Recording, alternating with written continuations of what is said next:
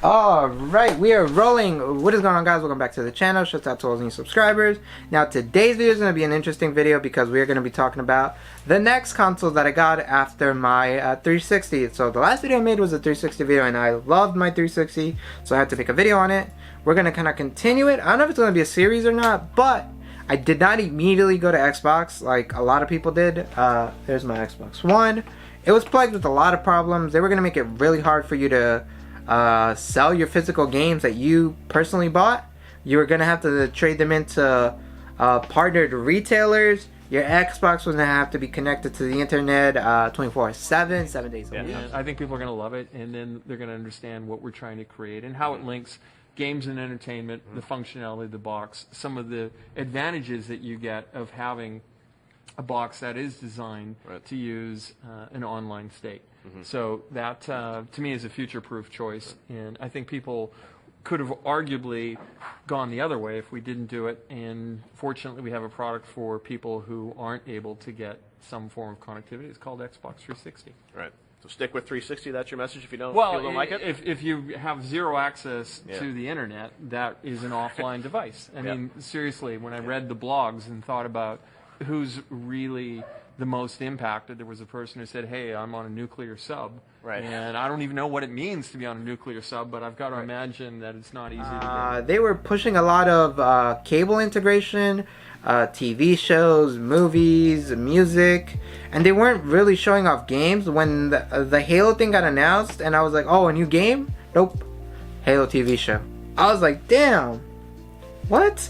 You're fumbling the bag from the 360. So I didn't go immediately to Microsoft. I went straight to Sony, and I saw what they were doing and how they clapped back. They were like, you could sell your games to whoever you want, your grandma, your cousin, the guy at the corner store, whoever. It's your game. Do whatever you want with it. In addition to creating an amazing library of new titles on PlayStation 4, we're equally focused on delivering what gamers want most, without imposing restrictions or devaluing their PS4 purchases. For instance, PlayStation 4 won't impose any new restrictions on the use of PS4 gamers.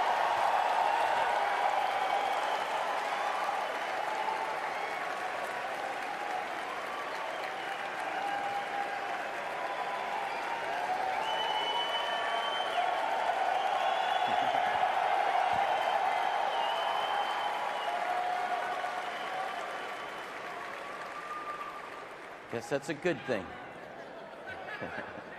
We believe in the model that people embrace today with PlayStation 3 and continue to demand. Just heard you there. When a gamer buys a PS4 disc, they have the rights to use that copy of the game.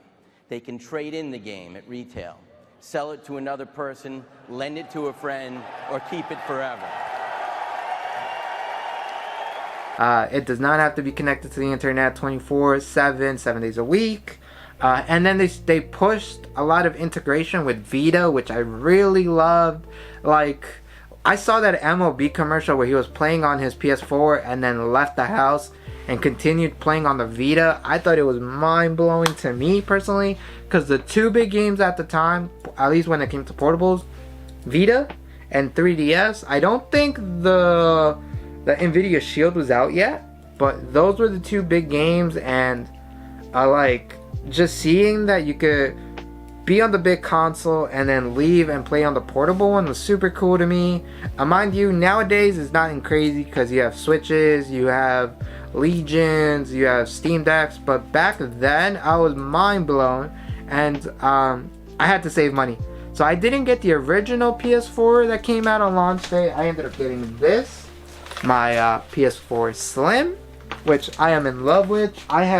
If I was an online gamer on Xbox, I was super crazy when it came to PS4. Like 90% of my friends chose correctly and moved on to Sony from Xbox, which was cool because I was able to play with a lot more people. Drink of choice. We're drinking Juve today. Oh my god, Juve is so good. Not a sponsored video, but if y'all would like to sponsor me or any energy drink company, let me know. But yeah, like I said, I ended up getting PS4. I loved it. here is the controller. This is my main controller. This red controller I got gifted. Shout out to my younger brother. But yeah, ergonomically it just feels right to hold this.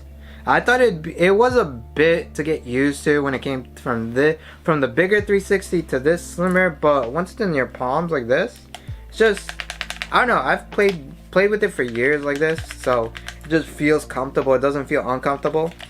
Hours and hours of just gaming on this. Here's my controller. It's scratched. It has nicks and dings everywhere, but I play this controller a lot. The main controller, the black generic controller, it's actually charging in the living room. But yeah, we're gonna be showing you guys my games that I have here. Xenoverse 2. This game right here. Alright, let me move it right there. But this game, I'm a huge Dragon Ball fan, so I fell in love with this game. But I have something to tell y'all. I have never played this game on the big TV. I used a remote play. Is the only way I ever played this game, through remote play on the Vita, which I thought was phenomenal. But yeah, I've only played this in remote play. Shenmue 1 and 2, the complete edition pack.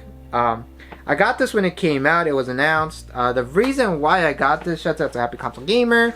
Him and Rob were talking about the Dreamcast and the end of it, Shenmue 2, and how he had to import it from the AEU and whatnot, Europe.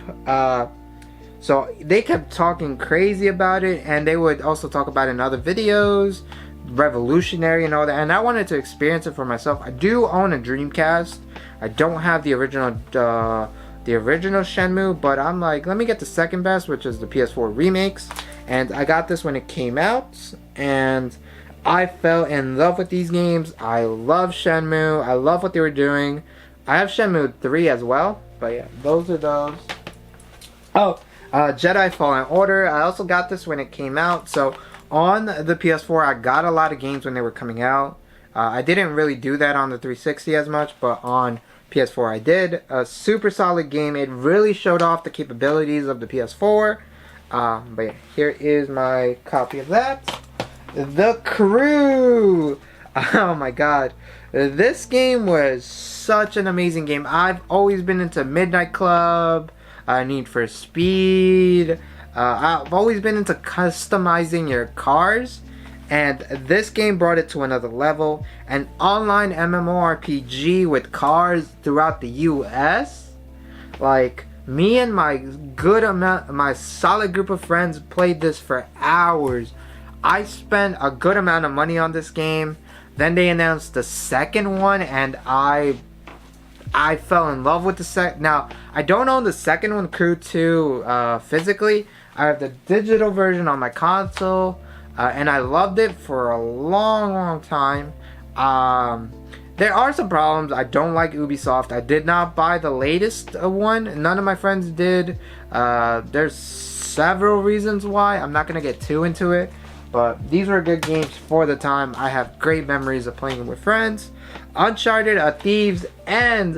This was the packing game that came with my console, and this lasted me 2 weeks of playing with my brother, and we finished it together, so it holds that memory. For a packing game, I've never played none of the Uncharted games before this. Now that it's like a couple years, I've obviously bought them, but this was such a good game. For the first game for me to play, it was such a solid game. Just fix those. Dragon Ball Fighter Z. I got this pre-owned. I didn't originally get this when it came out, but then I kept seeing people talk about it. I saw gameplay on social media and all these tournaments, and then I went to Comic-Con, and they had like a whole booth set up with this game, and I was like, you know what, I'm finally gonna get it. I got it. I bought a couple of the DLC for it, and anytime I have cousins over, we'll pop this in and have a couple rounds. I really do like this game a lot. J-Stars Victory Plus. What do I think about this? I only got this because a friend of mine kept raving about it, and I was like, yeah, let me give it a try. I own this on the PS4, and I also own it on the Vita. I don't know if it has crossplay integration, but I really, oh yeah, it kind of does. It has remote play, but that's not what I'm talking about. I didn't really play this too much. It seemed okay. I just never got into it. I don't know. There was something about this that just didn't sit right with me. Jump Force. Holy shit. When this was announced, I was mind blown. The graphics looked super crazy. I thought it was going to be the next big game, and then it flopped. It was an okay game. I enjoyed it for what it was. It tried to be a lot more than it actually could. I enjoyed it. Me and my friends enjoyed it, but it wasn't what it was supposed to be. Graphics were good. Modern Warfare. I got this when it came out because at the time I hadn't bought a Call of Duty game since Black Ops 2. So I was like, you know what, let me give it a try. And I bought it. I played it with friends, up to 20 people online, which was ridiculous. We would be in groups and we would just talk shit to each other. Really good game. Advanced Warfare I also got because some of my friends were playing it, so this was super cheap. Destiny 2, brand new, super cheap. I think I paid under $5. I had a good friend of mine and he was addicted to Destiny. He kept saying Destiny, so I bought it. I gave it a try. It was good, just not my game. Spider-Man. I didn't buy this when it came out, but too many people were raving about it, so I got the Game of the Year edition, and I kind of regret not buying it when it came out, but I made up for it and bought it. Overwatch. Same thing. I had friends that were playing it. They raved about it. I bought it, tried playing it. Not my type of game. It's a little, not a little, but it's like crazy competitive. Battlefield V. Yes, I played a little bit of this. I didn't get too much into it. Or did I? I don't know if I finished it or not, but it just wasn't like a game that caught my attention. Even though I'm a huge Battlefield guy. Battlefield 1, 2 on the 360, and then Battlefield 3, which I completely beat. I skipped Battlefield 4, and then this. I don't remember. I remember the graphics being really good, but I don't remember finishing it. You gotta have a Lego game. On my Xbox video, I had a lot of Lego games. We have Lego Dimensions. I got this from... where did I get this from? Oh, I got this from Toys R Us when it was closing down. So my local Toys R Us was going out of business, so I got that. Black Ops 3.